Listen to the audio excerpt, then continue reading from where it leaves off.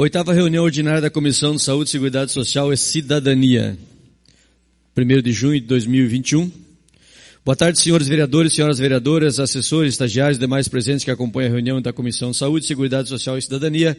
Agradeço a presença da Helena Níquel, diretora do Departamento de Vigilância e Saúde, juntamente com o seu servidor Lindomar. Informo que esta reunião está sendo gravada e transmitida ao vivo no canal da Câmara no YouTube. Iniciamos a reunião às 15h06.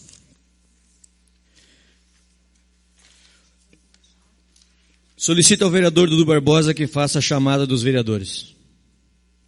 Vereador Chumbinho Silva. Presente. Vereador Valtencir Careca. Vereadora Marlisa Nete. Presente. Vereadora Olinda Fiorentin. Presente. Vereador Dudu Barbosa, presente. Certifico o senhor presente que até o presente momento o vereador Valtencir Careca não se faz presente. Havendo quórum legal, declaro aberto os trabalhos. Aprovação da ata da reunião anterior. Diante da ausência da impugnação, comunico a aprovação da ata da 7ª reunião desta comissão, realizada no dia 27 de abril, disponibilizada na rede interna de computadores da Câmara Municipal. Matérias para nomeação de relator. Número de relatorias. Chumbinho Silva, presidente, 3. Valtencir Careca, 0. Dudu Barbosa, secretário, 2. Marlisa Nete, membro, 1. Olinda Fiorentin, 1. Projeto de lei número 61 de 2021 do Poder Executivo, que dispõe sobre a implementação do programa Conviver no âmbito das unidades de acolhimento institucional do município de Toledo. Eu posso nomear o Careca que está no evento? Ele não tem uma relatoria? Qual que é o projeto?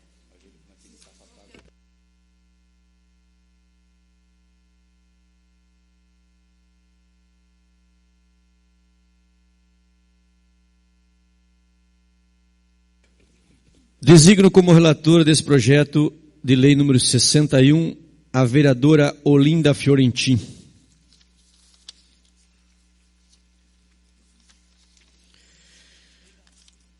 Comunico que o projeto de lei número 62, cuja nomeação de relatoria estava prevista na pauta dessa reunião, ainda não foi remetido a esta comissão. Comunicação do número de faltas. Chumbinho Silva, 0. Valtencir Careca, 0. Chumbinho Silva, 0 falta, 0 ausência justificada. Valtencir Careca, 0 falta, 0 ausência justificada. Dudu Barbosa, 1 falta, 0 ausência justificada. Marlisa Nete, 1 falta, 0 ausência justificada. Olinda Fiorentin, 0 falta, 0 ausência justificada. Matérias para votação de parecer. Projeto de lei número 26 de 2021, da vereadora Olinda Fiorentin, que dispõe acerca de reserva de 4% de casas populares para mulheres vítimas de violência. Relator Dudu Barbosa, regime ordinário, prazo até 1/6/2021. Passa a palavra ao relator. Senhor presidente, senhoras vereadoras, a comunidade que nos acompanha pelo canal do YouTube, aos nossos servidores, aos nossos assessores, em especial a Maiara Martã, assessora do vereador Chumbinho Silva, a todos uma boa tarde. Parecer da Comissão da Saúde, Seguridade Social e Cidadania. Projeto de Lei número 26 de 2021, de autoria da vereadora Olinda Fiorentin. Ementa, dispõe acerca da reserva de 4% de casas populares para mulheres vítimas de violência. Relatoria Dudu Barbosa. Cumprimento aqui também o pessoal da Vigilância Sanitária, em nome da Helena Gaúcha, nossa diretora lá, cumprimentar todos da Vigilância, é sempre muito bom ter a presença de vocês aqui. Vem a análise dessa comissão o projeto de lei 26 de 2019, de autoria da vereadora Olinda Fiorentin, que dispõe cerca de 4% das casas populares para as mulheres vítimas de violência, com a apresentação de uma emenda modificativa, reduzindo o percentual de 4% para 2%, já com parecer favorável da Comissão de Redação e Legislação, sobre os aspectos constitucionais, legal, jurídico, regimental e técnica legislativa, como também pela Comissão de Desenvolvimento Urbano e Economia, no tocante ao disposto do inciso 2 e 3 do artigo 71 do Regimento Interno. Em conformidade com o regimento interno, é a competência desta comissão emitir parecer sobre a matéria em questão. Na justificativa que submeteu o projeto, a proponente expõe os argumentos que fundamentam a apresentação da matéria, tendo em vista o disposto do artigo 3º da Lei 1134 de 2006. Tem uma pontuação aqui, Lucas.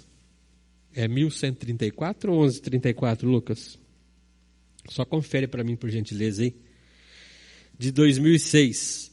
Assim como os termos do artigo, do artigo 8, o inciso 8 do artigo 226 da Constituição Federal, pois ambos versam sobre as políticas de proteção aos direitos das mulheres, garantindo sua segurança e dignidade.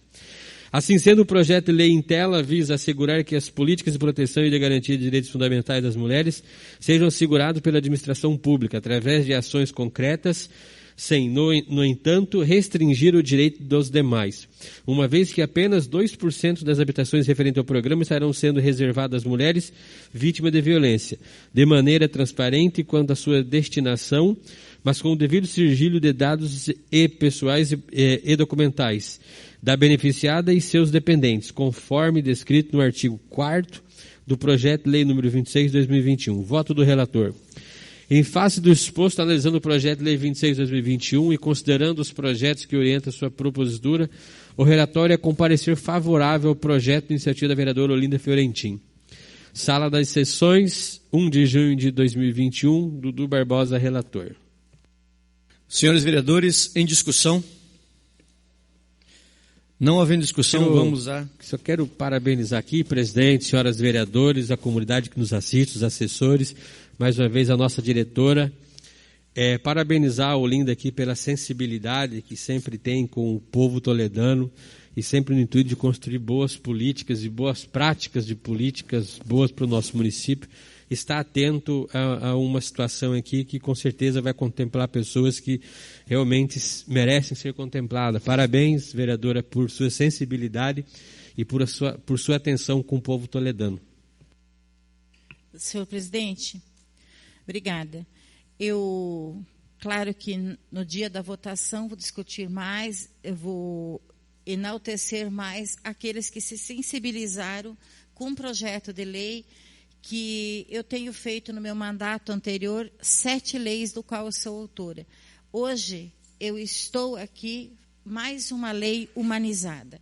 Então, eu quero ser grata, primeiro relator ao vereador Bozó, que buscou informações, que foi ao executivo, e seu parecer foi favorável, fez uma emenda em colocando, porque o projeto original era 4% destinado das casas às mulheres, né, que sofrem a violência. Então, fez uma emenda, a possibilidade de 2%, veio falar comigo, eu como autora, se assim eu concordava, e lógico, concordei, e quero dar também meu agradecimento ao Friso, que prontamente me atendeu e disse, 2% é viável, é possível, e esse projeto andou nesta casa. Agradeço também a sensibilidade do vereador Chumbinho, que ele também buscou na relatoria favorável, na comissão CDU, buscando também informações e dando um parecer favorável. E hoje, na comissão CSS, eu dou os parabéns também, sou muito grata ao vereador Dudu, que apresenta parecer favorável também nesta comissão. E é assim que se pensa. Quando um projeto é bacana e é em favor do povo, a gente precisa valorizar. Então, é importante, todos os projetos de leis, esquecer partido, né? E ir lutar, buscar, aprofundar e estudar os projetos de leis que são discutidos nesta Casa de Leis. Não copiar da comissão anterior. Então, eu engrandeço a todos que passaram, minha gratidão aos 3 relatores, repito, Chumbinho, o primeiro o vereador Bozó e hoje, então, o vereador Dudu. Muito obrigada mesmo.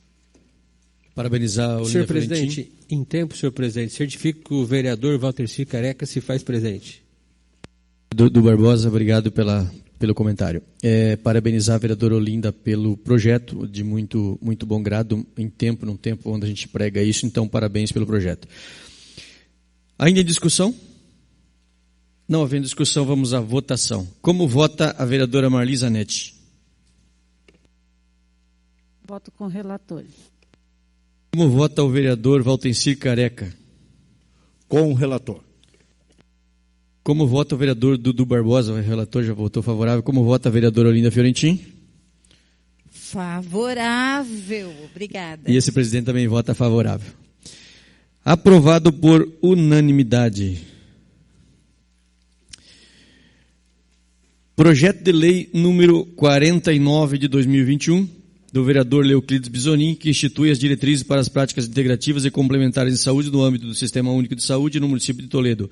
Relatora Olinda Fiorentin, regime ordinário, prazo até 1º/6. Passo a palavra à relatora. Mais uma vez, boa tarde, colegas, vereadores, vereadora. Eu sou favorável, lógico, a esse projeto de lei 49/2021, e inclusive tem emenda modificativa, e o autor é o vereador Leoclides Bisonin, que institui as diretrizes para as práticas integrativas e complementares em saúde no âmbito do Sistema Único de Saúde do município de Toledo. Eu justifico o parecer favorável por entender que as práticas interrogativas e complementares em saúde no âmbito do Sistema Único de Saúde no município de Toledo precisam da anuência do Ministério da Saúde, fato que garante e qualifica seus reais benefícios para a população assistida.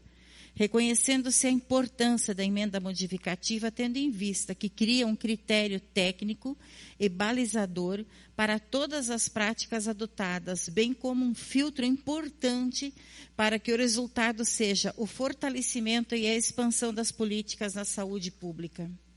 O relatório também baseia na Lei 19.795, de 20 de dezembro de 2018, no âmbito estadual, que institui as diretrizes para as práticas integrativas e complementares em saúde no âmbito do Sistema Único de Saúde do Estado do Paraná, SUS Paraná.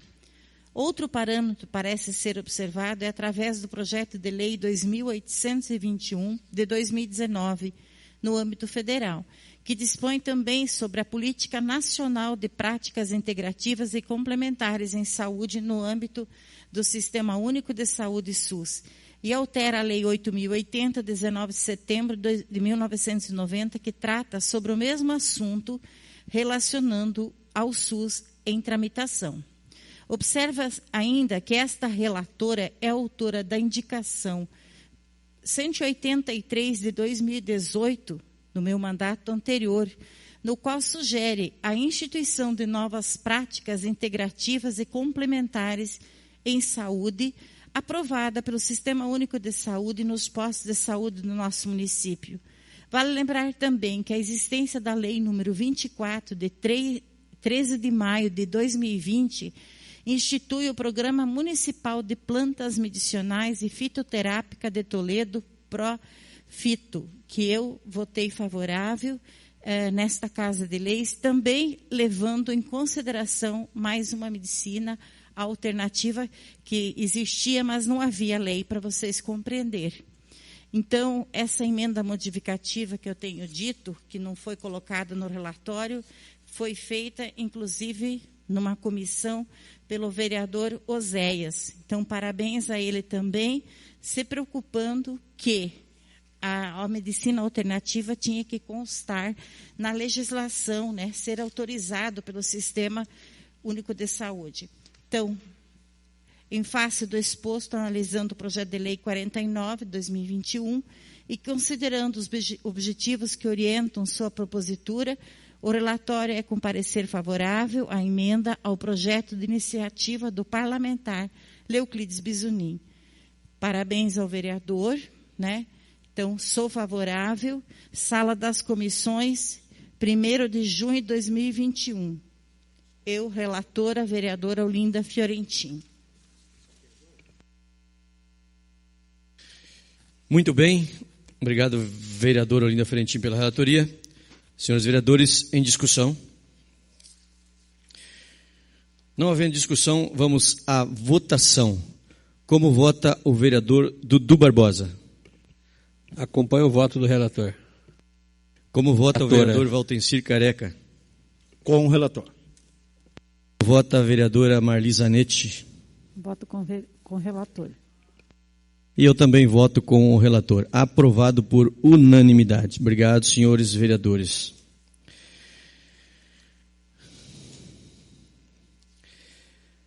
Senhoras e senhores, a água é um bem essencial para toda a humanidade.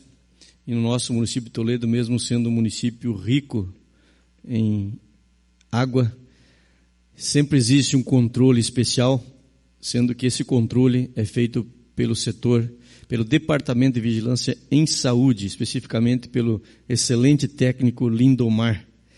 Então, tenho o prazer de recebê-los aqui hoje. Gostaria que o vereador Dudu Barbosa lesse os ofícios enviados a esta Câmara e também a resposta da Câmara para darmos legalidade à participação.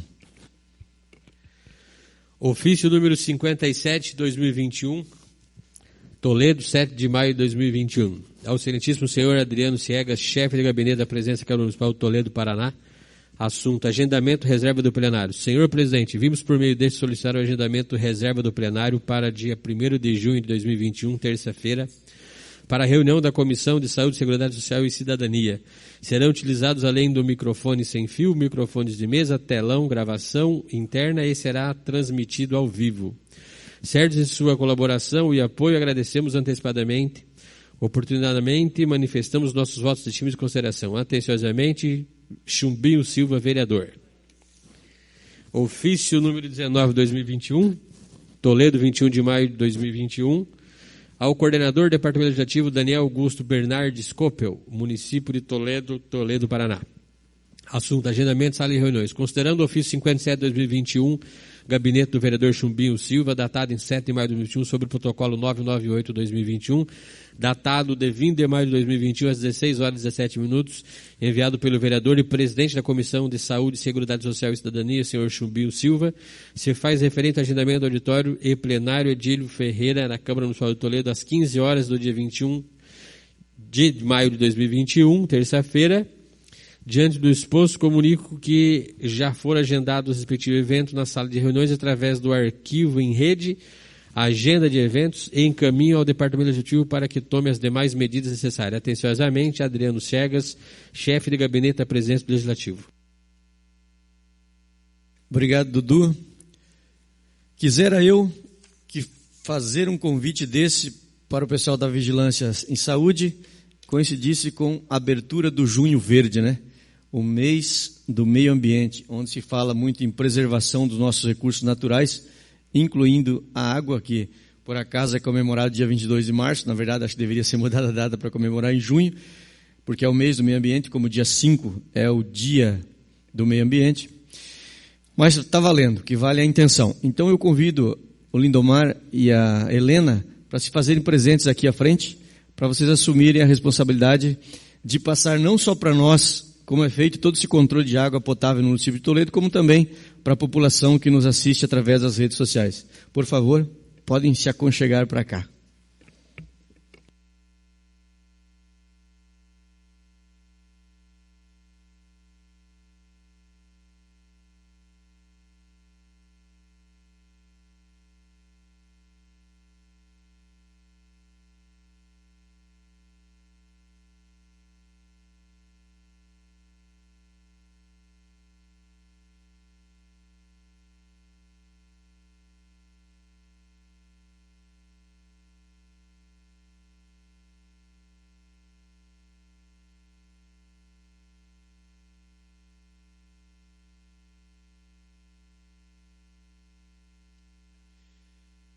E já passo de antemão a palavra, então, para a diretora de Vigilância em Saúde, Helena Níquel, para fazer a sua explanação.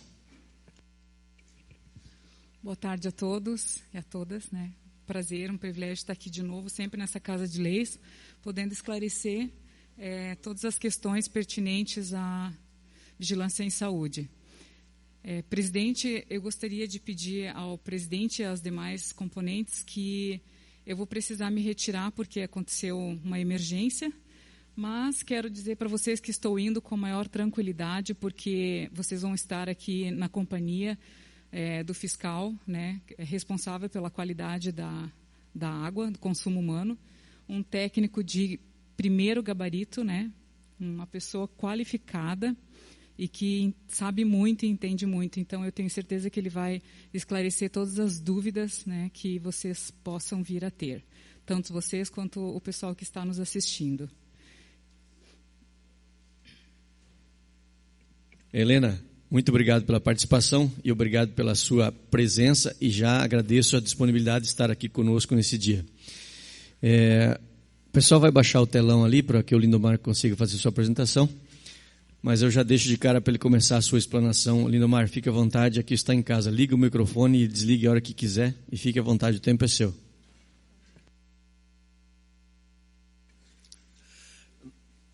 Nobres vereadores, somos gratos pela oportunidade de fazer uma explanação a respeito do trabalho que nós fazemos, né? Agradecemos o convite feito pelo Chumbinho, nosso companheiro de trabalho lá, que já teve algum contato com essas questões, né? Os outros senhores e senhoras pela disponibilização do tempo, a nossa diretora por ter acompanhado, né, e disponibilizado o tempo e os recursos para a gente vir aqui fazer uma explanação sobre essas questões, né? Como disse o nobre vereador Chumbinho, talvez um momento extremamente oportuno, né, se for do conhecimento de todos vocês, essa semana, no início da semana, né, a Agência Nacional de Águas, a Agência de Energia Elétrica e todos declararam um regime de emergência hídrica na bacia do Paraná. Tá?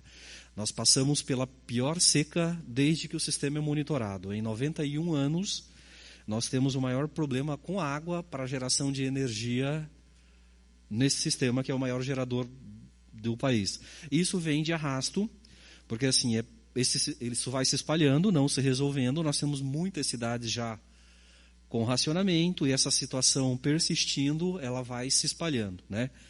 A gente tem uma situação confortável com relação a essas coisas por enquanto, né? Pelo trabalho, por uma série de coisas que foram executadas, né? E então, só deixando esse adendo, né, da oportunidade de falar sobre esse assunto, né? E a gente vai explanar sobre o que nós fazemos, né, para monitorar, que nós fazemos o monitoramento da qualidade da água para consumo humano no município. Tá? Então, assim, tem alguma coisa, pode abrir o pendrive? Uhum. Tratamento de água Toledo, por favor. Gente, só fazendo uma explanação, algumas coisas, é claro que, assim, baseado no tempo que nós temos para conversar, em algumas questões muito importantes, assim, como isso começou e de onde veio, talvez assim um momento até oportuno, que a gente não consegue falar em tratamento de água sem falar em epidemias, tá? Então, assim, o tratamento de água que as pessoas bebem, ela vem, porque assim, se precisou fazer-se alguma coisa muito séria para se controlar epidemias. E um dos primeiros controles de epidemia que a humanidade fez, né, foi com qualidade de água, porque se descobriu em alguma época que a água é um vetor para transmitir infinitas doenças, inclusive as primeiras epidemias com muitas mortes registradas, ela foi feita com questão da água. O senhor pode colocar no perfil, na aba histórico lá, por favor, algumas coisas e dar uma ampliada. Então, assim, ela vem de longe, tá? O termo saneamento, então, assim, para começar, ele é grego, né, que significa saudável e limpo, tá? E assim, isso é muito antigo. Talvez os primeiros tratados e os primeiros entendimentos foram feitos na Grécia. Sabe que eles tinham já uma política, talvez, de tratar a água e algumas coisas assim, né? Na época de Hipócrates e algumas coisas. E paralelo com isso, tá? Os babilônios foram o primeiro povo do mundo, uma civilização organizada, né? Hoje parece uma aberração algumas coisas, a enterrar os dejetos, porque não se tinha essa política de fazer, né, de se enterrar os dejetos. As pessoas deixavam os dejetos aonde eles estavam, né? Os egípcios evoluíram nessa questão depois deles, que talvez o grande palácio foi o de Quéops, os das pirâmides, a ter os primeiros sistemas de tubulação de água, né? Depois vieram os romanos, aí talvez teve o grande salto da humanidade nessas questões, foi o primeiro povo a construir aquedutos. Então, assim, há aquedutos em Roma que funcionam até hoje, e sabe-se que os romanos buscavam água a 200 quilômetros de distância porque há 2000 anos Roma já era uma metrópole com muita gente e precisava trazer água e precisava levar os dejetos embora, porque sabia que isso matava as pessoas muito, né?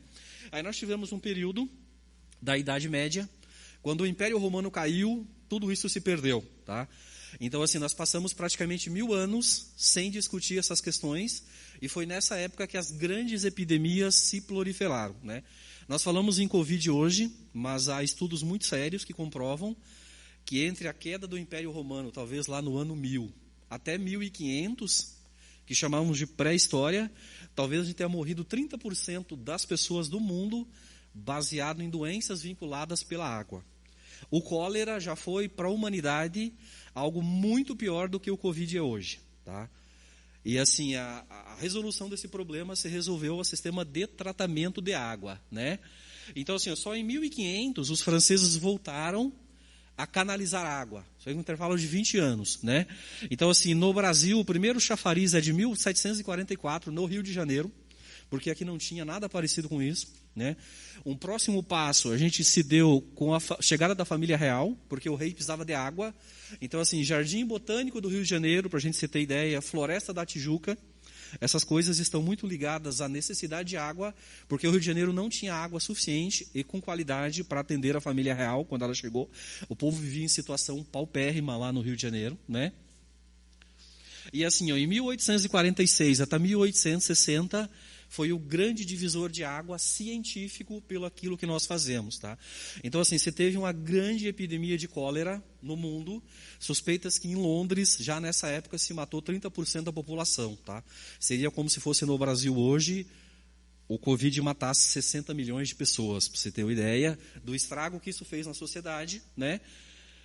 E assim, isso se deve o saneamento se deve a um cidadão, tem alguns nomes, sabe, que é importante até por respeito histórico se salientar, que é o Dr. John Snow, Louis Pasteur, teorias dos micro-organismos, que a gente não fala do tratamento de água sem falar desse processo científico, porque até aqui a gente sempre, como humanidade, sempre tratou as epidemias como um castigo divino, né? Porque a gente não entendia como os micro-organismos funcionavam, tá? Até Louis Pasteur, a gente tinha certeza absoluta da famosa geração espontânea. Então, se você deixasse alguma coisa lá, a vida surgiria do nada ali. Então, Louis Pasteur comprovou que as coisas, por menores que elas sejam, elas existem. Então, o termo micro-organismos, né, ele vem de um organismo muito pequeno. Tá?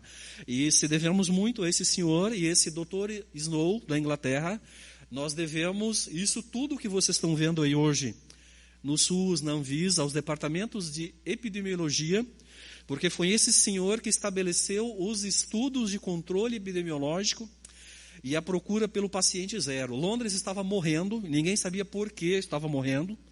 O rio Tâmisa estava cheio de gente, parecido com o que a gente vê na Índia hoje, no centro de Londres. E assim, só que nós tivemos esse costume, nós somos o único ser do mundo, tá? Nós vivemos numa região agrícola, né, com perdão da palavra, em que nós jogamos o dejeto na água. Se a gente vê porcos, vacas, algumas coisas, é muito comum em um lugar do chiqueiro você ter um lugar para o dejeto e um lugar para a comida. Nós, como humanos, fazemos a aberração de não separar, tá? Nós jogamos os esgotos na mesma água que a gente bebe. E nós fizemos isso por muito tempo na história e, infelizmente, nós ainda fazemos. Tá? Nós vamos chegar a alguns dados depois, porque a gente ainda faz. Mas esse doutor foi um dos primeiros que comprovou que a gente não deveria fazer isso, porque isso era extremamente perigoso. Né? Aí a gente voltou a discutir saneamento no Brasil de novo, por volta de 1940, os primeiros estudos do que hoje são as companhias estaduais de saneamento. Não que elas foram criadas, mas elas começaram a ser discutidas, que precisavam de alguma coisa ali nessa época. Tá? Aí, assim, a consolidação do sistema veio com o SUS, tá? Em 1988, que isso foi declarado um problema de saúde pública e, como tal, ele devia ser tratado no âmbito do sistema público de saúde, porque a prevenção era tão importante quanto se curar os doentes, né? E assim, a regulamentação a que nós estamos submetidos, a legalidade de todas essas questões, por que elas devem ser feitas, quais os limites que ela tem, ela veio com a criação da Anvisa em 1999, que facilitou essa portaria número 5, de 28 de 9 de 2007, do Ministério da Saúde, que essa traz todos os parâmetros no Brasil com relação ao tratamento de água. Tá? Ali está colocada essa última, a Lei 14.26, essa é a nova. Esse é o novo marco do saneamento no Brasil. Tá? Ali está a ANA, que é a Agência Nacional de Água, e está a Anvisa. Para um esclarecimento, é provável que os senhores tenham ouvido falar disso, foi um tema muito polêmico no Congresso Nacional. Tá? Ela trouxe muitas coisas que estavam à tona, há muita esperança de que ela resolva muitos problemas. Há críticos que dizem que ela vai piorar, tem gente que diz que ela vai melhorar, mas ela colocou a Agência Nacional de Águas um papel tão importante nesse sistema quanto a Anvisa, porque vai caber a essa agência estipular as políticas de saneamento no Brasil e estabelecer os critérios de validação dos novos contratos. Tá? Explicando basicamente, a partir de 2025 agora, quando esses contratos forem vencidos, essa lei obriga os governos a contratarem por licitação as companhias de saneamento. Até hoje, as companhias eram estatais e elas faziam um contrato de prestação de serviço com os municípios, com os estados, mas sem o critério da licitação. A partir de agora, com base nessa lei, quando esses contratos, que são de 30 anos, forem vencendo, todos esses sistemas vão ser licitados. Né? Então, assim, dado esse histórico e dado essa questão da legalidade em que nós estamos, ele pode colocar o abastecimento, a próxima planilha, a próxima aba. Uhum.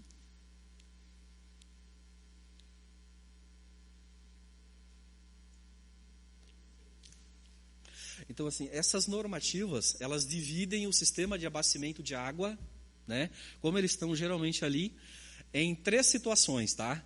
Então, a gente pegar aquele primeiro quadradinho lá em cima, por favor, a gente vai ver um negócio lá que está escrito nome da SAA. Isso quer dizer Sistema de Abastecimento de Água. Tá? De uma forma geral, esses sistemas são administrados pela Companhia Estatal de Saneamento. No caso do município de Toledo, a Sanepar. Tá? Então, assim, o município de Toledo tem 10 estações de tratamento de água, tá? Que atendem, são 5 delas que atendem a cidade, uma que atende parte do aeroporto, e depois as outras que atendem os distritos de Vila Nova, de Novo Sarandi, de Dois Irmãos e de Ouro Preto. Né? Então, assim, esses sistemas são geridos pela companhia estatal. Então, é a Sanepar, que é responsável pela captação, pelo tratamento, distribuição e cobrança de águas. Tá? A mesma normativa traz um outro critério de abastecimento. A segunda coluna, lá onde está escrito SAC, lá na coluna F e G, né? Eles são sistemas alternativos coletivos.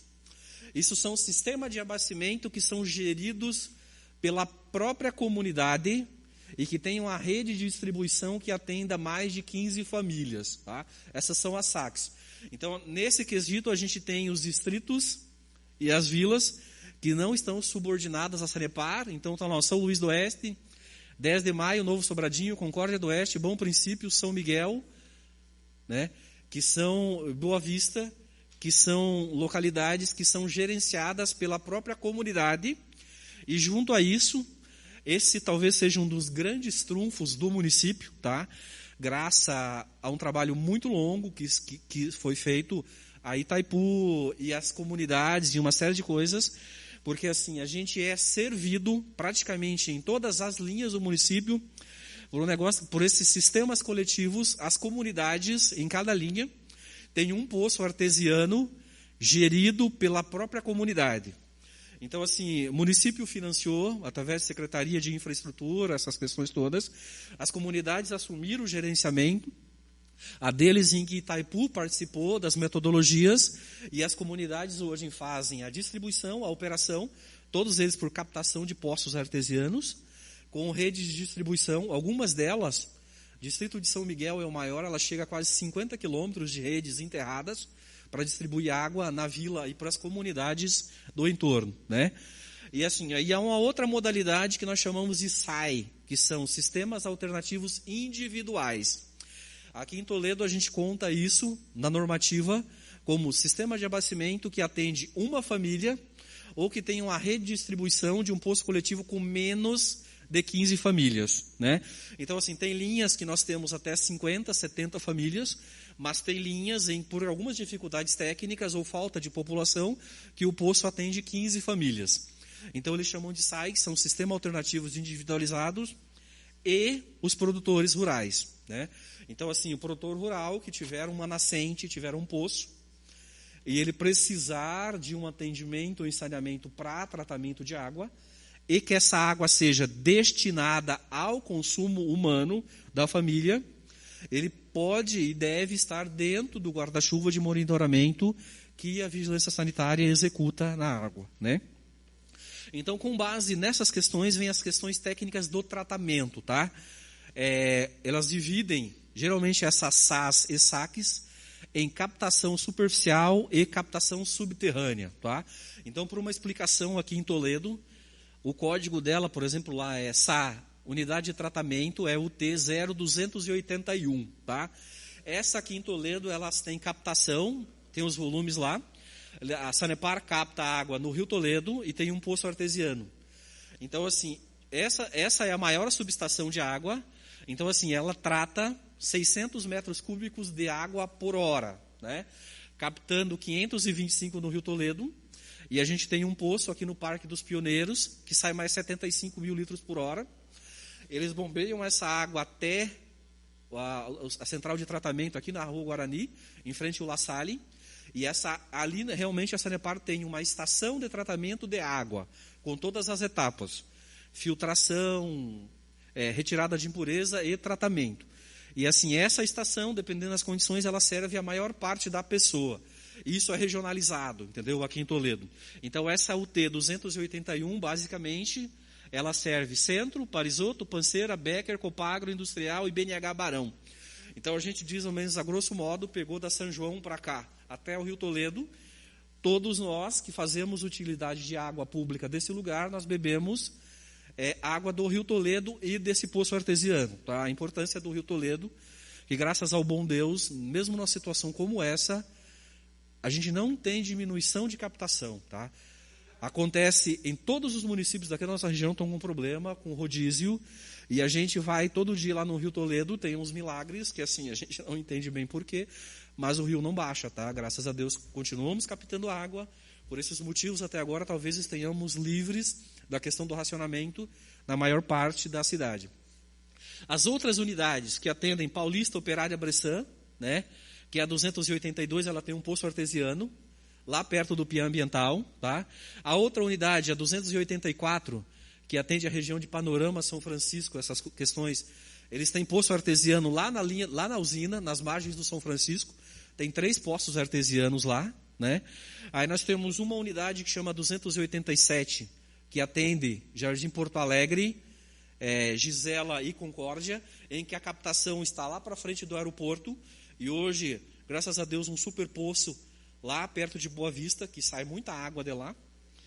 E a outra que nós chamamos 289, que atende o Jardim Europa, Santa Clara, Pioneiro e Boa Esperança, toda aquela região da cidade, em que o poço está lá na captação. Essa captação que nós fazemos para os senhores, ela está lá às margens da 467, indo para Cascavel, né? A captação da Sanepar está lá, e o poço que atende a Europa também está lá. Tem uma interligação nova de um outro para cima, né? Porque assim, na medida que esse sistema vai aumentando, se tem que furar poços. Aí tem todas umas discussões, né? Que talvez cabam ao entendimento dos senhores e algumas questões. Se capta subterraneamente, se capta em superfície. Tem todas umas discussões quanto a essas questões, que a gente chega à capacidade de recuperação dos aquíferos. Mas hoje sim, tá? Tem gente que defende que numa região agrícola como a nossa, talvez nós estejamos tirando muito mais água do que a natureza é capaz de repor. Porque a cada poço artesiano que nós furamos, nós estamos tirando água que está numa caixa d'água na natureza, e nós não sabemos há quanto tempo ela está lá. Tá? Ela pode estar lá desde a fundação do mundo, e nós estamos tirando, e é provável que ela não se recupere da mesma forma que nós estamos tirando. Então, assim, quanto mais você tira, uma hora ela pode acabar. A vantagem disso é que ela é muito mais fácil de tratar, tá? Então, assim, graças a Deus de volta, ou em que cada uma das pessoas acreditem, nós vivemos num lugar em que praticamente todos os poços artesianos que nós cavamos aqui, eles dão quase água mineral, tá? A água que a gente tem, ela é muito boa dos poços artesianos, tanto que a Sanepar capta, faz um tratamento na boca do poço, traz elas até as estações elevatórias nas vilas e distribui por uma questão de sanidade dos canos, tá? A água sai dos poços artesianos perfeitamente potável. Isso também vale para todos os sistemas rurais, algumas coisas. Poços artesianos, aqui em Toledo, todos eles dão água potável de excelente qualidade. Não podemos dizer a mesma coisa das águas superficiais, tá?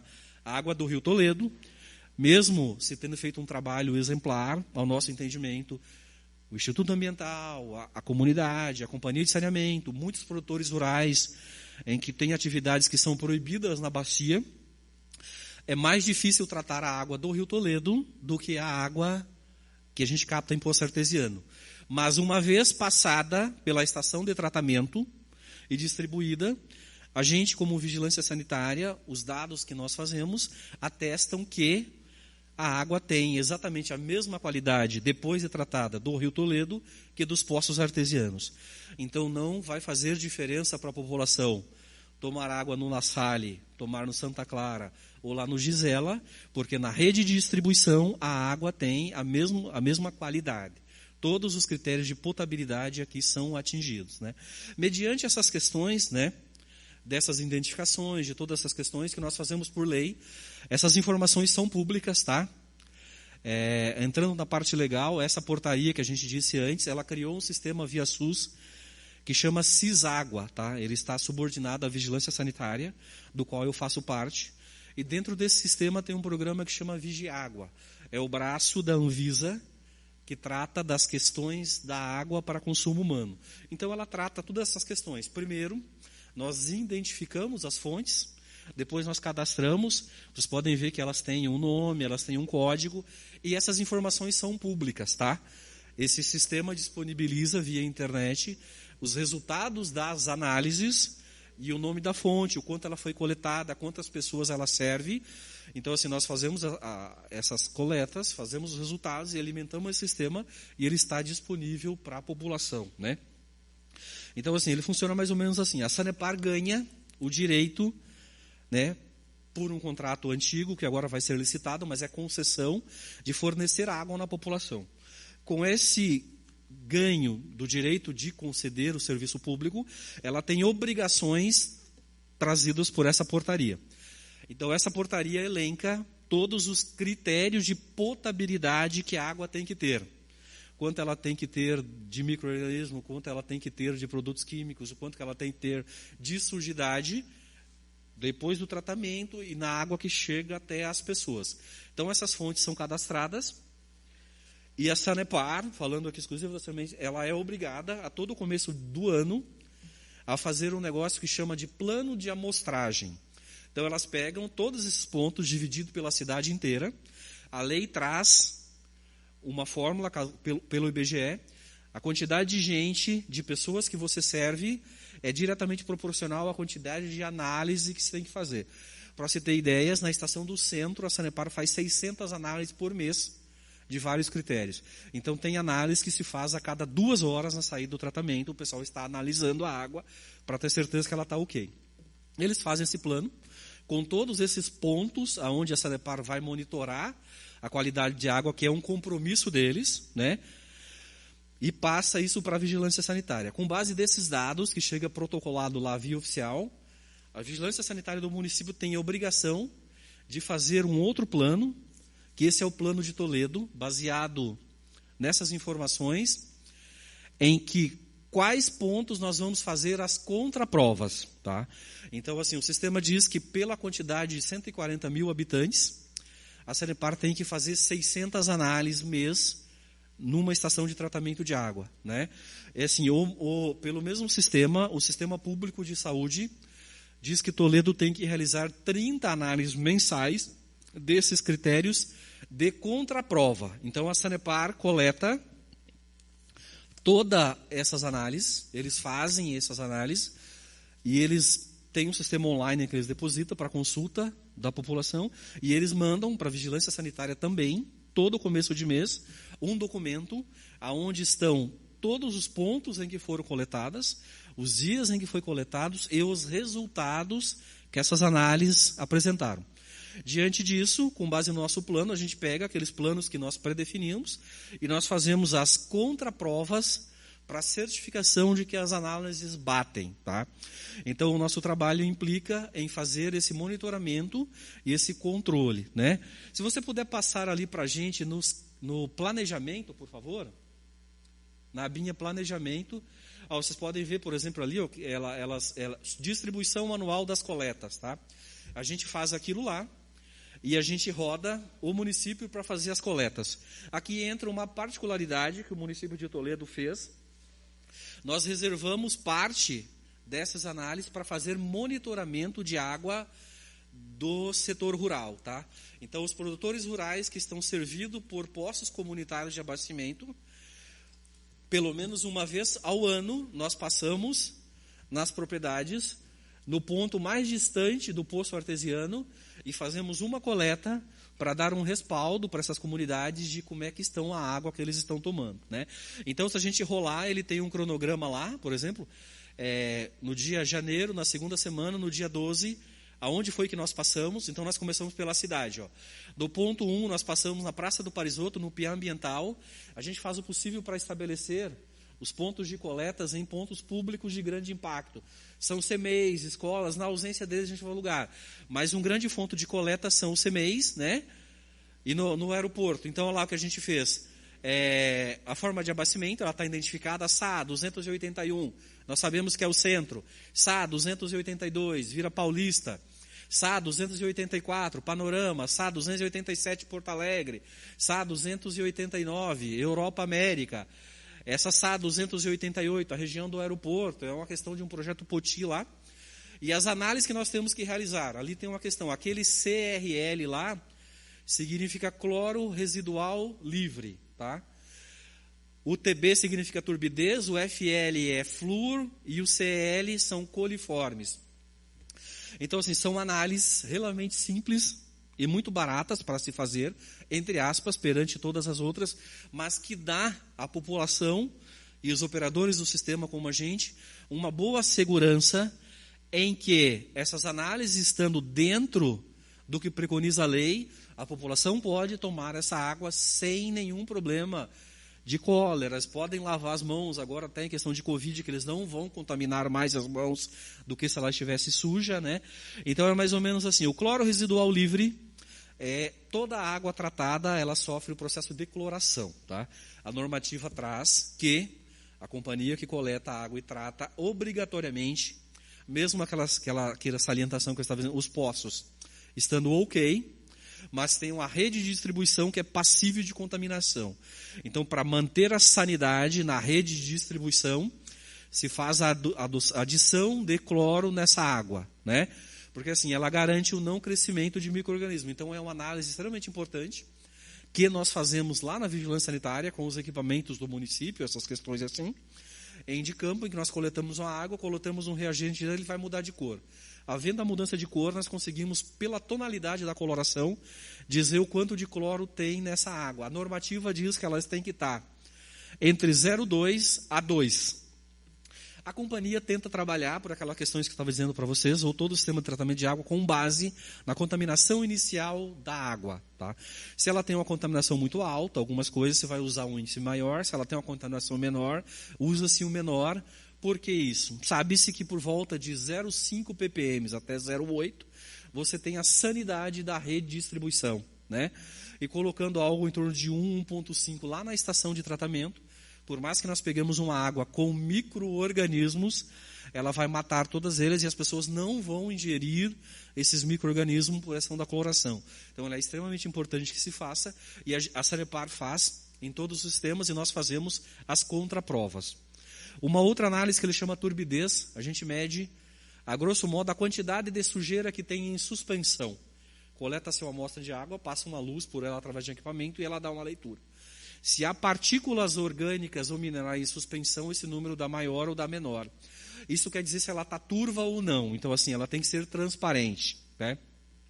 Outra questão é flúor. Aqui também foi uma questão de saúde pública definida na década de 80, hoje questionada ou não, tá? Mas isso foi muito importante para a questão da cárie. Os sistemas oficiais aqui, administrados pela Sanepar, eles fazem adição de flúor na água, tá?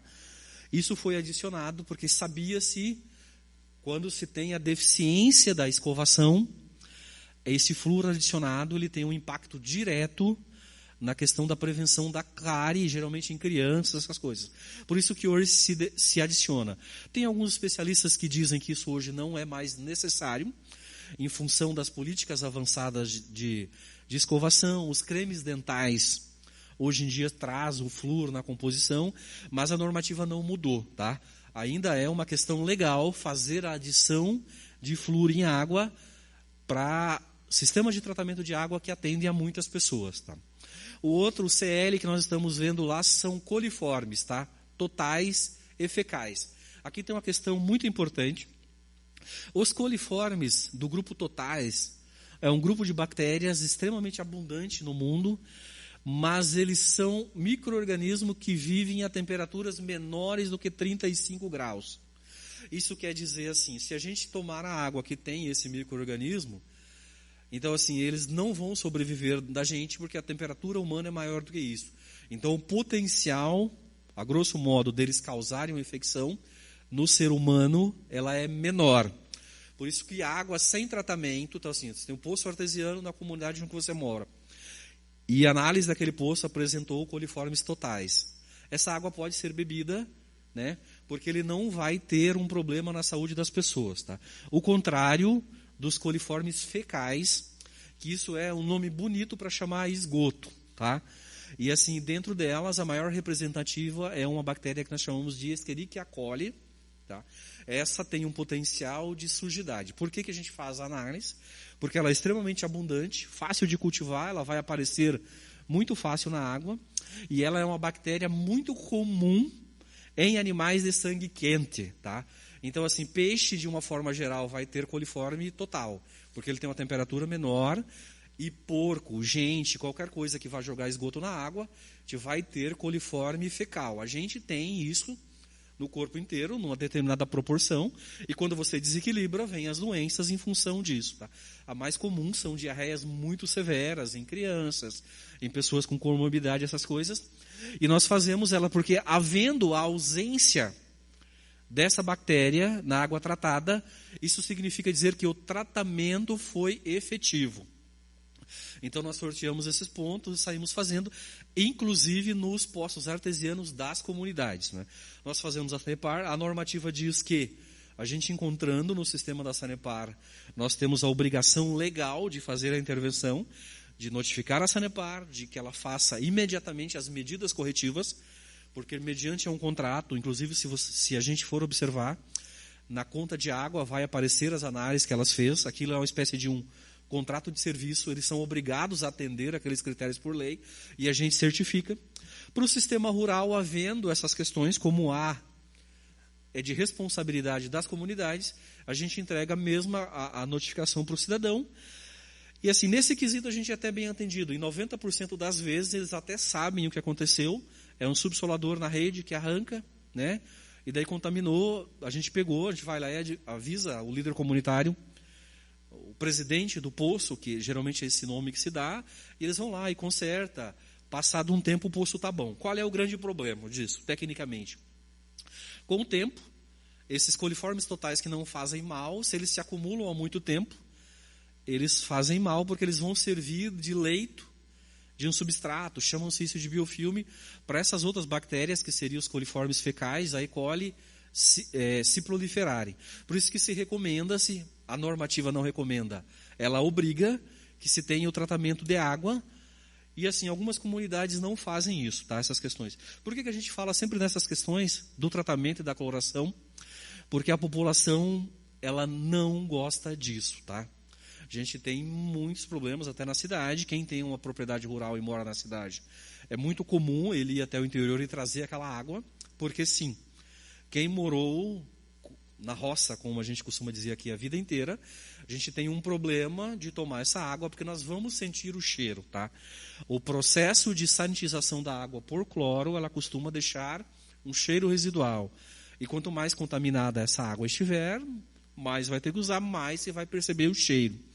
Então, assim, as comunidades rurais, algumas tratam, a maioria não tratam, justamente por uma resistência das pessoas de mais idade fazer isso. E é uma questão de saúde pública, entre nós termos um poço monitorado ou as pessoas voltarem a tomar do rio, melhor que elas tomem daquele poço que a gente monitora. Né? Mas as companhias de saneamento, elas são obrigadas a fazer o tratamento e nós somos obrigados, por lei, a fazer esse monitoramento. Tá? E assim, esses dados são públicos, né? Inclusive mudando a lei, isso não muda nada.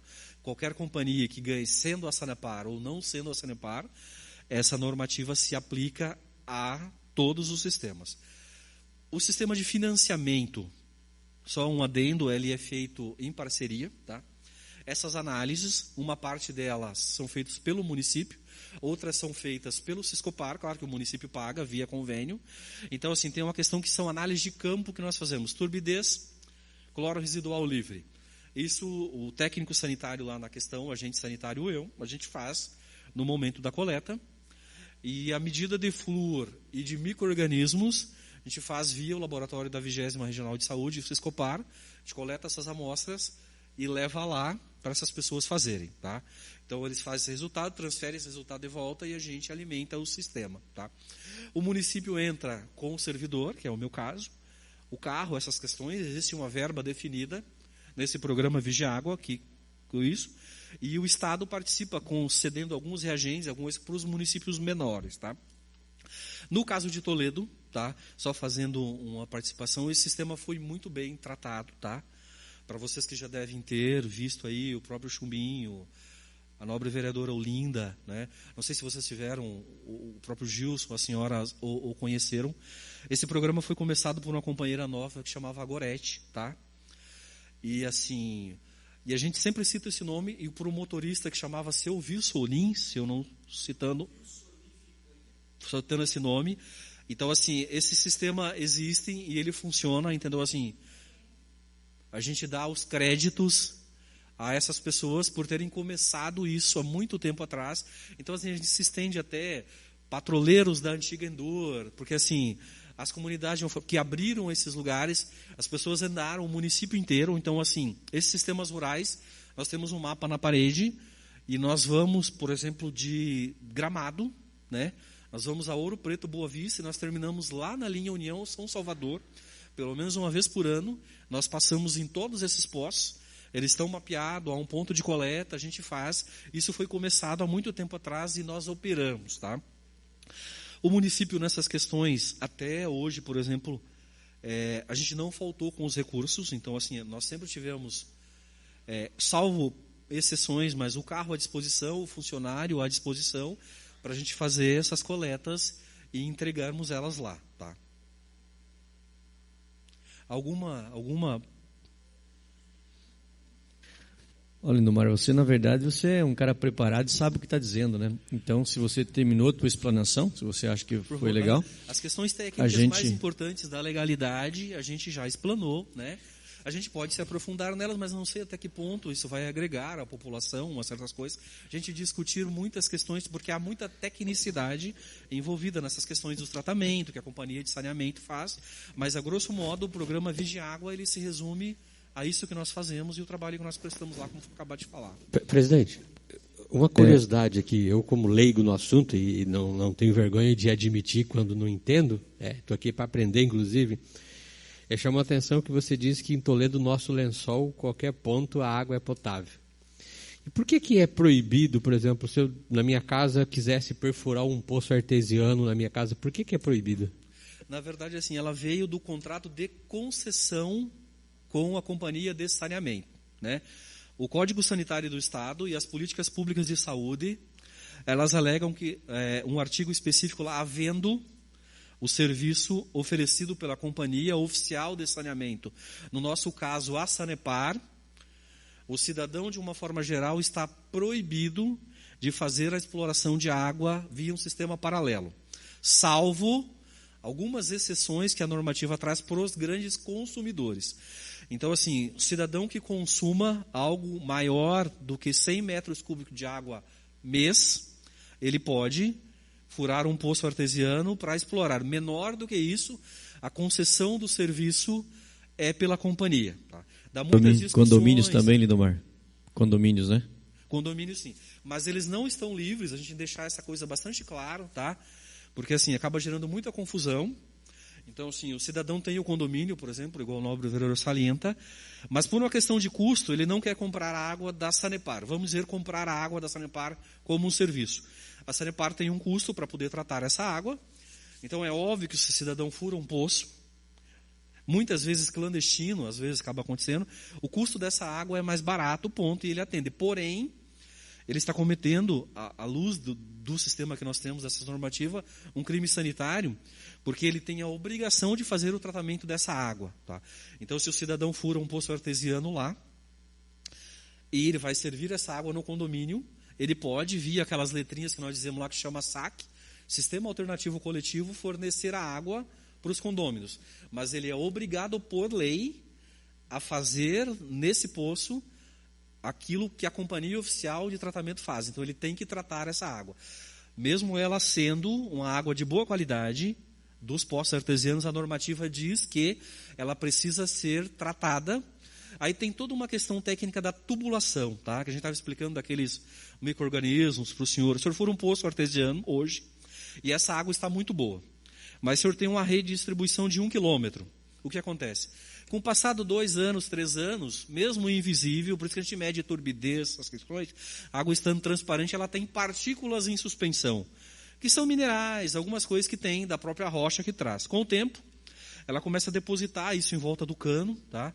E provavelmente você vai perceber que um cano que escorre água há muito tempo, mesmo sendo limpo, ela tem uma espécie de um lodo lá dentro. Tá? Geralmente isso, em teoria, assim, na grande parte da prática, ele é composto por um micro-organismo do grupo dos coliformes totais lá. Então, assim, é uma contaminação que não faz mal lá, porque ele é da natureza. Esses coliformes totais, ele é alguma coisa da natureza, está em todos os lugares, inclusive na água semipura lá. Né? Com o passar do tempo, aí é um grande problema. Todo mundo mexe nessa tubulação para fazer uma conexão, ou ele se quebrou, essas questões. Feito esse biofilme, a cama por microorganismo, entrando uma bactéria patogênica no sistema do grupo E. coli, ela vai usar esse leito para reproduzir e ela vai contaminar essa água no sistema de distribuição, na rede. Mesmo o poço não estando contaminado, você pode ter um sistema de contaminação na rede. Então, por isso que a normativa traz que, assim, havendo essa captação e ela sendo distribuída, o cidadão é obrigado por lei a fazer o tratamento. Mas grandes consumidores podem fazer um poço, né? Agora, quem consome menos de 100 metros, a normativa proíbe, que chama-se de ligação cruzada. Tá? Mesmo os grandes consumidores, quando o fazem, eles não têm o direito de ter a rede oficial de abastecimento e ter uma rede própria e fazer o cruzamento. Isso não pode fazer, porque havendo um problema, a vigilância sanitária tem que ter condições técnicas de identificar se ele veio da água, qual foi a fonte. Então, assim, havendo esse cruzamento, se impossibilita a identificação, se pode ter vindo da rede oficial ou se ele pode ter vindo da rede alternativa. Né? Então, por isso que assim, as pessoas perguntam, não, à luz da lei não se pode, a não ser que seja um grande consumidor e que ele tenha as plenas condições de fazer o tratamento dessa água. E, por exemplo, a renovação do contrato da Sanepar, essa normativa, ela proíbe que, por exemplo, se Toledo quisesse discutir a renovação mediante a aprovação de, exemplo, lá, o vereador Chumbinho consome 50 e nós reduziríamos de 100 para 50, seria possível discutir isso numa renovação de contrato? Uhum. A normativa permitiria ou a normativa, nesse caso, não permite? Daí não precisa nem discutir se ela não permite? Não, na verdade, assim, ó, essas questões elas não estão lá na normativa. O que vai acontecer na normativa? Basicamente, a grande mudança lá é que assim, a renovação não vai ser mais automática. Né?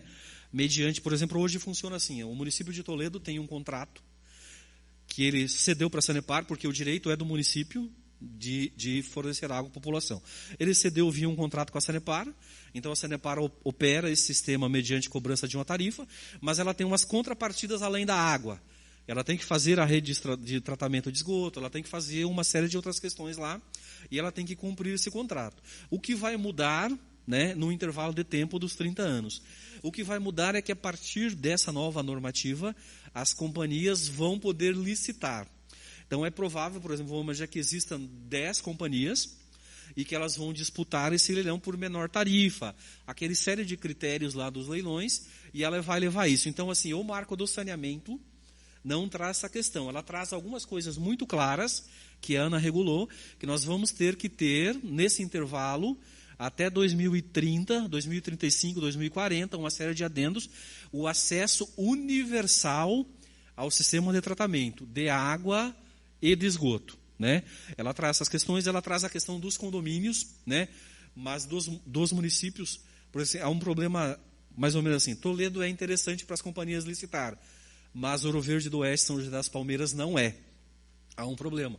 Então, se você é uma companhia de saneamento e você vai explorar água e esgoto em São José das Palmeiras, é economicamente inviável. E as comunidades, o que nós aprendemos ao longo do tempo, elas não têm a condição técnica de fazer isso, tá? Então, assim, há uma discussão muito grande, se começa, se termina, não há efetividade.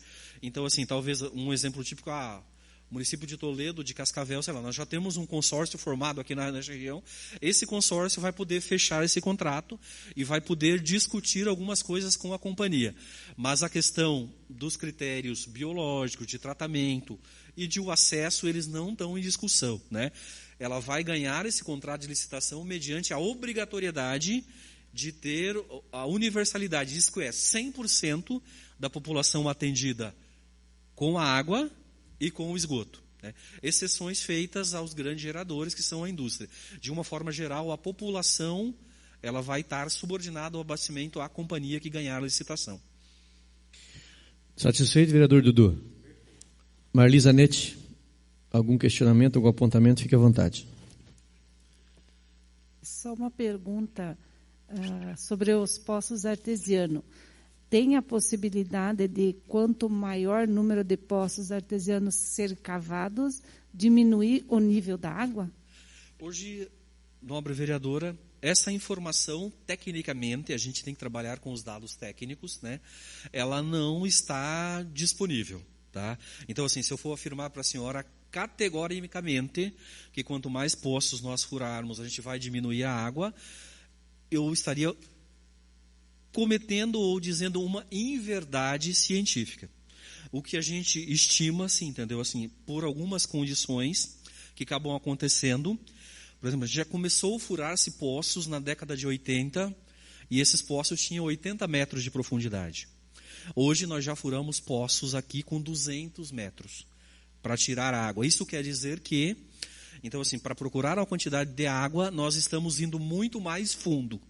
Qual é o problema disso? Se a senhora tem um poço ligado ao mesmo lençol freático e o poço da senhora é de 80 metros e eu furo um poço de 230, num período como agora, há uma grande possibilidade da água da senhora secar primeiro. Então, assim, quem tem mais recursos para ir mais fundo, uma série de outras questões, ele pode tirar do outro. Então, a questão basicamente é essa, né? Então, assim, há a possibilidade de que alguém tenha um poço seco e o outro tenha mais fundo e tenha que reafundar essas coisas justamente por essa questão. A gente não tem problemas aqui na cidade, com exceção de Novo Sarandi, tá? Que a Sanepar interligou lá há uns 3 meses um outro poço, porque do sistema de abastecimento, infelizmente, era um poço que baixa o nível, tá? Se a gente deixar ele rodando, a Sanepar, a quantidade de tempo máximo para atender toda a população nesse período, esse poço não resiste. Ele tinha que ser complementado com um caminhão, então agora furou-se um outro, que foi mais fundo do que aquele que já está lá, para poder servir. Então, sim, há uma possibilidade técnica, de geológica, como a água tende a ocupar o mesmo nível sempre, nós vamos tirando, sem reposição, então quem está mais fundo vai pegar, e quem tem mais raso não vai pegar. Tá? Essa é a questão que, assim, então, se eu falar ambientalmente, o que se diz? É bom que todos nós conseguimos pegar o superficial e cuidássemos das nascentes, essas questões, e deixa aquela que está armazenada para realmente um futuro, essas questões todas, assim, essas questões. Aí há todo o problema da contaminação inicial, né? Às vezes é muito longe para bombear, então se fura poço artesiano. Há situações em que não há como fazer captação superficial e tem que fazer. Com relação às águas superficiais, nobre vereadora, assim, há um problema e uma solução, algumas coisas assim. Nós somos uma região agrícola, criadora de suínos e aves, e assim, o licenciamento ambiental prega que a gente precisa liquidar os dejetos na mesma propriedade, mesmo tratando ou não tratando a questão dos porcos, então nós espalhamos sobre a cultura do milho, geralmente o esterco de porco. E assim, em épocas em que chove, todos os pontos superficiais que nós fazemos monitoramento, eles estão contaminados com E. coli, né? Então assim, nós jogamos ali na terra, né? E ele fica, e quando chove, então assim, essas fezes entram, elas vão para o lençol. Se o lençol está muito raso, é um poço raso que se usava no interior, é a nascente, muitas delas têm contaminação. A vantagem do poço artesiano, por ele estar numa rocha que tem a grande capacidade de filtração, essas impurezas não chegam lá. Então a senhora tem um poço raso que está contaminado, a 10 metros dele a senhora tem um poço artesiano de 100 metros, então assim, o poço raso vai estar contaminado, mas o poço artesiano não vai estar, né? Justamente porque a gente não sabe exatamente aonde pode estar havendo, isso é uma questão técnica importante, o enchimento desse reservatório subterrâneo. Nós tiramos a água aqui, Bacia do Paraná 3, Terceiro Planalto Paranaense, sabe? Então, assim, às vezes, a água que chega até a gente talvez infiltrou lá em Guarapuava. Há uma fratura na rocha, choveu, ela entrou e nós estamos tirando. Às vezes ela infiltra aqui. Então, assim, essas coisas a gente ainda não tem condições, né? Nós não temos precisão de afirmar para a senhora, olha, a água que nós bebemos aqui, de um poço artesiano, ela infiltrou aqui. Às vezes não. Ela pode ter vindo de um outro lugar, às vezes a daqui pode ter outro lugar, porque ela precisa da permeabilidade da rocha e de algumas fraturas para poder entrar. Não havendo isso, ela pode não. Enquanto a água superficial, ela depende basicamente da chuva. Tendo um regime regial de chuva, ela vai chover, ela vai entrar na terra até tocar essa rocha primeira, e ela vai formar as nascentes, vai formar os rios, essas questões todas assim, né? Satisfeita, Marli. Vereadora Olinda Fiorentin, apontamentos, questionamentos? Fique à vontade.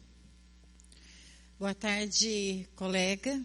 Né, eu digo eterno colega, a gente trabalhou, Nós né? trabalhamos. E não sabia que tu era tão esperto assim nesse assunto. Muito obrigada pela muita informação. Lindomar, assim, quando se fala de água, se fala de vida, né? Sim, senhora. Eu tenho uma pergunta para fazer, mas não vou fazer aqui, vou fazer pessoalmente para ti, que eu estou preocupada. E queria dizer, se fosse possível, a gente, presidente, como Comissão de Saúde, ir nas captação aonde se faz a Sanepar, aonde tem as máquinas para captar água. Eu gostaria de ir até lá. Meu irmão trabalhou anos na Sanepar e eu sempre questionava ele isso e passou, e agora essa história acabou, e eu gostaria que você fosse com a gente para verificar. Principalmente aquela lá em cima, aquela para lá, como é que é? Captação no Rio Toledo. Do Rio Toledo, exatamente. Então, se existe possibilidade, presidente Chumbinho, para a gente fazer essas vistorias, porque nós estamos aí falando de meio ambiente e nós, como comissão, além de todos esses dados técnicos importantes que você passou para a gente, eu gostaria de ir em loco, porque é importante daí para verificar. E parabéns pelo trabalho de vocês. Obrigada, presidente. Obrigado, vereadora Olinda. Gilson Francisco, questionamento, apontamento? Presidente Chumbinho, vereadora Olinda, Marli, vereador Dudu, Lindomar, parabéns, muita explanação importantíssima aí e bastante envolvimento nessa questão de saneamento básico, né? Vigilância sanitária, e eu percebi nas demais explanações que os colegas vereador fez sobre, né, a questão dos poços, né, dos tratamentos da água, me convenceu, tá 100% essa parte aí, mas algo que me preocupa é algo que a gente já vem trabalhando dentro dessa casa sobre a questão de saneamento básico, rede de esgoto. O Grande Panorama lá faz uma cobrança expressiva de muitos anos, uma região ali, Panorama, e São Francisco, né, loteamento Chinai, parece que algumas coisas já sendo tratado. também que o loteamento Cerâmica Prata, esses locais que não tem esses tratamentos, esses locais que não têm rede de esgoto. E como presidente da Comissão do Meio Ambiente, o nosso tempo aqui ele está se terminando, eu gostaria, sim, de alinhar contigo também, para você vir na nossa Comissão do Meio Ambiente, para a gente ter um conhecimento melhor dessa área que eu falei, o que está sendo trabalhado, o que está sendo feito, e a gente já teve várias reuniões, né, aqui na Câmara, com o pessoal da Sanepar, no Executivo também, vem uma resposta, aí tem uma situação de um veto que não foi derrubado, e depende de derrubar esse veto, para que a Sanepar possa fazer as contratações e dar um andamento a esse processo. Você que esse conhecimento que você tem aqui, tem alguma visão assim da gente iniciar um passo para a gente trabalhar essa demanda também, que eu tenho relatado? E sobre tudo que foi conversado aqui, presidente, nessa comissão no qual o senhor é presidente, com os demais colegas, eu só tenho que parabenizar ao trabalho feito nessa comissão. Seria isso? Não sei se você gostaria de responder alguma coisa agora, porque a pergunta que eu fiz, claro, pode ser que ela se estende muito longa para ti, mas se acaso você não puder e achar melhor a gente trazer para uma comissão e a gente começar a trabalhar essa demanda, né? Que é uma demanda que a comunidade nos cobre e espera um resultado nosso. Só lembrando, Lindomar, só um minutinho. Só lembrando, Gilson, que o Lindomar a gente convidou ele porque ele é técnico no controle de água. Esgoto não é a parte dele, né? Então, o esgoto é exclusivamente Sanepar. Eu acho que você não está ligado a essas coisas, então o teu negócio é tratamento de água. Fiscalização do tratamento de água. Para consumo humano. Sim. Então tá, agora é o... Então, assim, ele não, é tranquilo. E só por uma questão legal, nobre vereador, algumas questões assim, respondendo também a da nobre vereadora Olinda, a gente, como fiscal sanitário, a lei nos dá o direito, né, por exemplo, e o município nos outorga a obrigação, né, de adentrar as instalações da Sanepar quando elas forem necessárias. Então, assim, as instalações da Sanepar são passíveis de fiscalização, né, ponto, pela autoridade sanitária. Mas eu acredito, pelo relacionamento que a gente tem com a companhia, que, assim, fazendo uma solicitação oficial, eles não vão negar, sobretudo partindo da Câmara de Vereadores, entendeu, essas questões, porque eles também, pelo contrato, eles têm a obrigação legal de prestar contas. Então, todas as informações que nós discutimos, elas são públicas. A nossa obrigação é prestar contas aos senhores e à comunidade, via os recursos que nós gastamos com essa situação, e a companhia de saneamento, porque ela tem uma concessão, e esse direito é do município, cedido a ela nesse momento. Ela também tem a obrigação, reservado os critérios técnicos de segurança em todas essas questões, de uma solicitação feita pelos vereadores, de atendê-lo, porque, em última instância, é primazia dos vereadores, né, de fazer essa fiscalização, porque é um contrato da Sanepar com o município, né? Então, essas questões. Com o tratamento do esgoto, nobre vereador, há uma questão assim, ela é uma questão sanitária, existe parte da vigilância sanitária que atendem reclamações feitas, essas questões todas, mas, assim, ela é uma questão de contrato celebrada entre a Sanepar e o município. As normativas que nós temos até então não dão respaldo legal para a vigilância sanitária fazer questionamentos à companhia de saneamento relacionado à universalização do sistema. Tá? O novo modelo, é provável que ele traga alguma coisa, via a ANA e a Anvisa, em que os sistemas sanitários vão fazer a avaliação e vão cobrar das companhias essa universalização desse sistema de tratamento, né?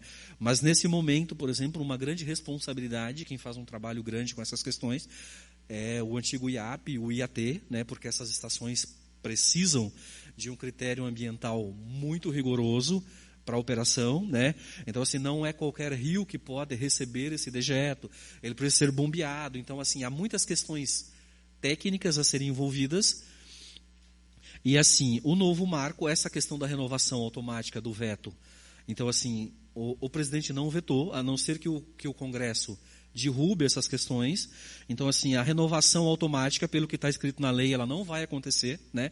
Que é o que as companhias, né, imaginam que talvez o contrato da Sanepar vença em 2025, a lei foi feita agora. Então as companhias esperam e elas tentam que esse contrato seja renovado automaticamente por um período de mais 30 anos. Então, assim, na lei isso não passou. Então o pessoal, realmente o senhor tem com razão, a análise do veto no Congresso.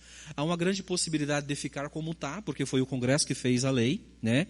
E assim, muitos setores defendem que, assim, mesmo não sendo o serviço privatizado de uma companhia, ele precisa melhorar. E essa é uma das condicionantes dos novos contratos. A companhia renovando ou não renovando, a universalização ela vai ser obrigatória. Então, acontecendo nesse contrato com a companhia de saneamento ou num outro contrato, até um prazo de 2030, 2035 ou 2040, os serviços têm obrigação de ser universalizados. Então, assim, a lei prega e ela espera, é o objetivo dela, que até 2040 a gente tenha todo o Brasil atendido por tratamento de água e de esgoto. E essas questões serão discutidas e impostas como obrigatoriedade nesses novos contratos. Obrigado, Lindamar, pelas respostas. Obrigado também, senhor presidente, pela oportunidade de poder explanar, mesmo sabendo que não é da pauta da Vossa Excelência. Obrigado. Lindamar, considerações finais? Se não, quero parabenizar você pela tua explanação, pela tua explicação. Sei que você é bom nisso. Então, fica aqui o meu agradecimento a você, ao Departamento de Vigilância e Saúde, também aos nobres vereadores que participaram, e fique à vontade de fazer tuas considerações finais. A gente agradece a oportunidade, né? Nós estamos em horário de trabalho, né? Então, assim, de prestar uma conta ao povo. Eu trago isso com muita clareza, né? Porque as pessoas nos verem andando aí com um carro público, né? E com salário e com uns potinhos. Então, a gente vai num CMEI, vai no outro. O pessoal da educação sabe, a gente sempre faz questão, até por questão de segurança, de comunicar à Secretaria de Educação que a gente vai adentrar na escola, mas a população, de uma forma em geral, o usuário ele tem pouco, sabe, conhecimento de que isso acontece, de por que ele é feito. Ele sabe que a água tem um gosto ruim, mas ele não sabe por que ela tem aquele gosto ruim, essas questões. Então, assim, a gente agradece a possibilidade de explanar, de tornar essas questões públicas e salientar à população da importância de se fazer isso, tá? Quando a gente faz um estudo epidemiológico de casos, claro que isso não é a minha praia, tá? Eu não sou médico, não sou enfermeiro da epidemiologia, essas questões, mas a gente sabe que sim, mortalidade infantil, mortalidade materna, sabe, esses problemas básicos de saúde, entendeu, assim, e de crianças e de idosos, tá? Muito desses problemas foram evitados. A gente poderia ter índices melhores? Poderia, mas os índices que a gente já tem poderia ser muito pior sem essa questão do tratamento, da coleta de água. Para as questões de saúde pública, ele é o pé inicial. Não adianta dar medicamentos para as pessoas e dar todas as questões se ela for para casa convalescente e ela fizer uso de uma água que está trazendo alguma coisa para ela, não vai resolver o problema que ela foi na unidade de saúde buscar essas questões. Então, assim, a gente agradece o espaço dado pela importância do tema. Nós que agradecemos pela tua disponibilidade e, com certeza, quando tivermos algum problema, alguma dúvida, nos convocaremos ou convidaremos você de novo. Cumprida a finalidade dessa reunião da Comissão de Saúde, Seguridade Social e Cidadania, declaro encerrados os trabalhos às 16h29. Tenham todos uma boa tarde.